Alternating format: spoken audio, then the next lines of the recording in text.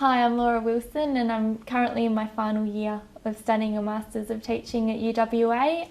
I've been involved in the Waycuts internship program at Harvey Primary School, which is about an hour and a half out of Perth in the southwest region. Good morning, Jacinta. Yeah? I had thunder and I was hugging the chair. You were hugging the chair, or you were a little bit scared? Oh goodness. We established routines at the very beginning of the year. Since the beginning of the year, the students have been expected that when they come to school at 8:30, they take a book from the bookshelf or finish some work on their desk that's left out by the teacher. And at 8:40, when the work siren goes, they're to pack away whatever they are doing. Their parents are to leave the classroom and they come and sit on the mat ready to begin our literacy block. And this is something that happens across the whole school. Which picture are you going to choose?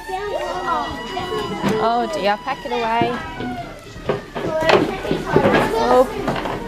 Is that the first or the second sign? Second. Okay, pack away your things and come and sit on the mat with me. Oh, who's sitting beautifully that can tell me what song we might like to sing this morning? Amy, what song would you like to sing? Humpty Dumpty. And what nursery rhyme will we do in the middle? ABC. ABC. I guess I try to be as low key as possible. I use lots of positive praise, trying to make it not so obvious to the students that we're doing it, doing the songs, and knowing at the end of the song that they're to sit up straight and to listen to me and look at me and make eye contact. We've done lots of things about how you can show that you're being a good listener, that you're ready to listen and ready to learn, and that you're looking at the person in front of you. And I guess that also is underpinned by our whole school behaviour management strategies. We use the Virtues program, so a lot of that language and a lot of that being respectful and good listeners is based around the language that's to do with that. And now I've been doing it a little bit differently with my kindies. I've been crossing over like this. Do you think you can have a practice of doing that? Humpty Dumpty Dee Dee Dee Dumpty, Humpty Dumpty yo. Yeah. Humpty Dumpty Dee Dee Dee Dumpty, Humpty Dumpty yo. Yeah. A B C D E F G H I J K L M N O P Q R S T U V W X Y and Z. We try to break it up into smaller learning kind of sessions for the students. It means that they're not on the mat for a long period of time and getting bored, and you're not getting that same kind of behaviour or misbehaviour that could occur if you're making them sit there for a long period of time. So we get them on the mat, we do some very explicit teaching of something to do with our learning experiences.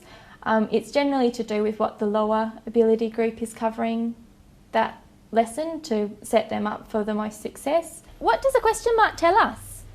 Shantae, I love how you've got your hand up. Blake? A question that you ask someone. Miss Will said, when you said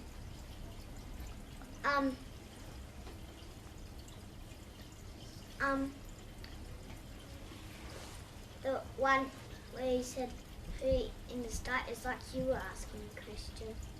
It is. So these are all ways that we can start our questions, aren't they? There's lots of different questions that we can ask, and we need lots of different words to help us ask them. Okay, who would like to choose what animal Blake might be? Aaron, I love how you've been sitting beautifully. Okay, I'm just going to wait until everyone's looking at me. I love how Shannon's looking at me. I love how Aaron's looking at me.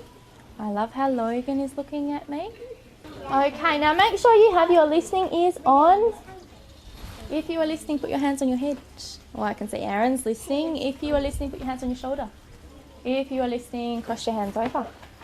If you're listening, put your hands in your lap. Well done, year ones.